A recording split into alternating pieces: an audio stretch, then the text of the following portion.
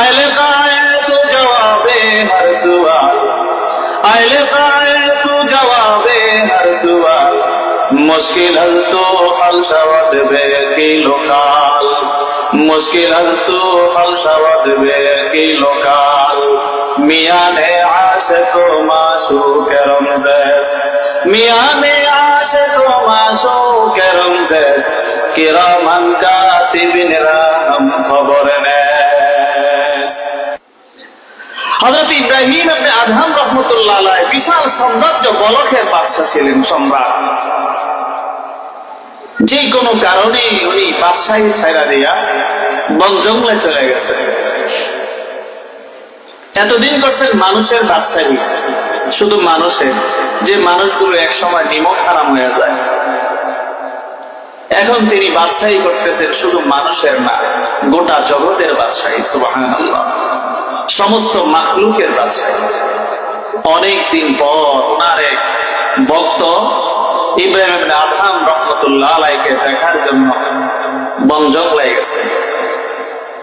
ইব্রাহিম ইবনে Adham যেখানে এক সময় সম্রাট ছিলেন, তিনার মাথায় ছিল রাজ মুকুট, গায়ে ছিল শাহী পোশাক, পেটে ছিল শাহী খাবার দাবার।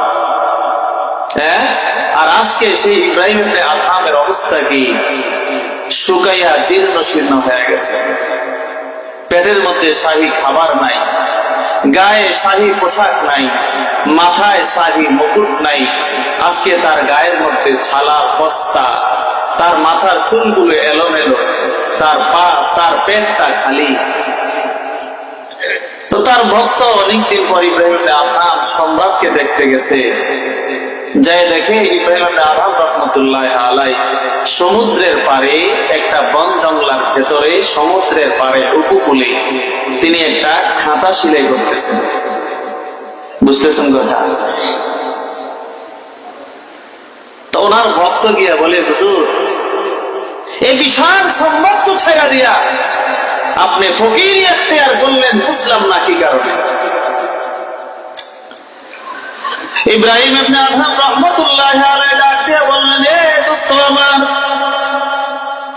তুমি যেটাকে বাদশাহী মনে করছো, যে বাদশাহী ছেড়ে দিয়া আমি ফকিরিকে ইখতিয়ার করছি তোমার ভাষায়, আসলে ওইটা বাদশাহী ছিল না, ওইটাই ছিল ফকিরি।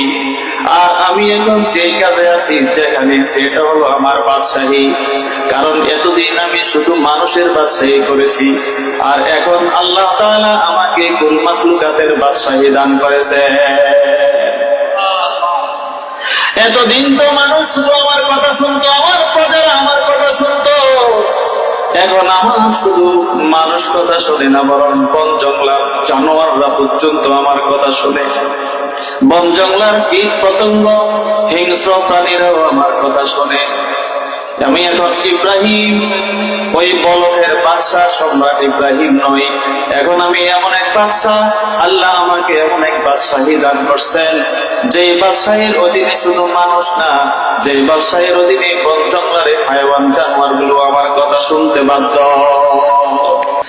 আইলে কায়েল তু জবাবে হর সুয়াল, আইলে কায়েল তু জবাবে হর সুয়াল, মুশকিল হল তো হল শবদ বে কি লোকাল, মুশকিল হল তো হল শবদ বে কি লোকাল। মিয়ানে আশিক ও মাশুক রমজাস, মিয়ানে আশিক ও মাশুক রমজাস, কিরামান কাতিবিন রাহম খবর নেস। এখন আমার কথা কারা শুনে? বন জঙ্গলার হিংস্র প্রাণীরাও আমার কথা শুনে। এমন বাদশা কি আপনারা দেখছেন? যে বাদশার কথা পিপিলিকাও কথা শুনে, এমন বাদশা আমরা দেখি নাই। আল্লাহ ভক্ত বলতেছে, হুজুর বুঝলাম না। ইব্রাহিম ইবনে আদহাম বলে, তুমি কি আমার বাদশাহী দেখতে চাও? ভক্ত বলে, হুজুর একটু দেখতে চাই। তো হুজুরের হাতে, বাদশার হাতে যে স্বর্ণমুকুট সুই ছিল, এই সুইটা সমুদ্রে ফেলাই আছে। কোথায় ফেলাইছে? আচ্ছা, একটা সমুদ্রের মধ্যে স্বর্ণমুখী সুই, এটাকে আর খুঁজে পাওয়া যাবে?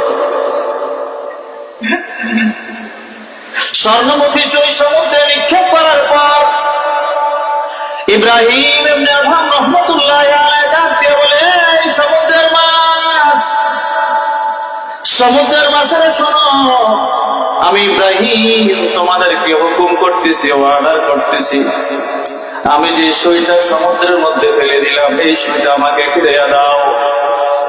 সমুদ্রের মাছগুলো হুকুম করতে দেরি, আর সমুদ্রের মাছের মধ্যে হাজার হাজার মাছ একটা একটা করে স্বর্ণমুখী সুই মুখে লইয়া ইব্রাহিম ইবনে আদহাম রাহমাতুল্লাহ আলাইহির সামনে হাজির।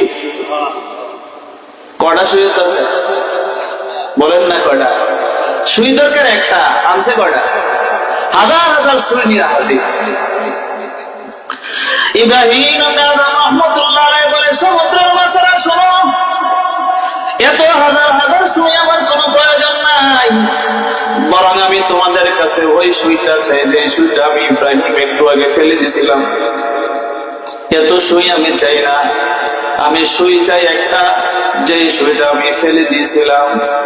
হাজার হাজার মাছ পানির নিচে চলে গেছে, আর ওই যে একটা সুই ইব্রাহিম ইবনে আদহাম রাহমাতুল্লাহ আলাইহি নিক্ষেপ করলেন, ওই সুইটা নিয়ে একটা মাছ ইব্রাহিম ইবনে আদহাম রাহমাতুল্লাহ আলাইহির সামনে পানির উপরে তার ঠোঁটের মধ্যে নিয়ে হাজির হয়ে গেছে। আয় তামাশা জানে আলম হুয়ে তো গুজাবারে তামাশা মিরবি, আশিকারা মিল্লত মযহাব জুদাস, আশিকারা মিল্লত মযহাব খুদাস। ইব্রাহিম ইবনে আদহাম রাহমাতুল্লাহ আলাইহি ভক্তকে বললেন, দেখছো নি আমার বাদশাহী? কি বলেন? কি বাদশাহী? সমুদ্রের মাছেরাও এই বাদশাহ কি শুনতে পারত? কথা শুনতে পারত।